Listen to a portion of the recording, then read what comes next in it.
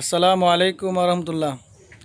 আল্লাহ তাআলা বলেন, বান্দা যদি তুমি গুরুত্ব ও এহতামাম সহকারে ৫ ওয়াক্ত নামাজ আদায় করো, তাহলে আমি তোমাকে ৫টা পুরস্কার দিব।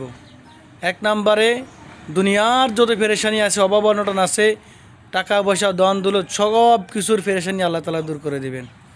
২ নম্বরে বলতেছেন কবরের আযাব, যে কঠিন জবাব, এই জবাবটা হটাই দিবেন। ৩ নম্বরে বলতেছেন ডাইন হাতে আমলনামা দিবেন। যে ব্যক্তিকে ডাইন হাতে আমলনামা দিবে, সে ব্যক্তি ডাইন হাতে এরকম আমলনামা দেখায় বলবে যে আমাকে ডাইন হাতে আমল দেওয়া হয়েছে, এরকম বলতে বলতে জান্নাতের দিকে চলে যাবে। ৪ নম্বরে বলতেছেন ৩০,০০০-এর ফুল সেতের রাস্তা বিজলি টাকার পার করে দিবেন। যেই ৩০,০০০-এর ফুল সেতের রাস্তা চুলের চেয়েও চিকন, খুরের চেয়েও ধার, সেই রাস্তা আল্লাহ তাআলা বিজলির আকারে পার করে দিবেন।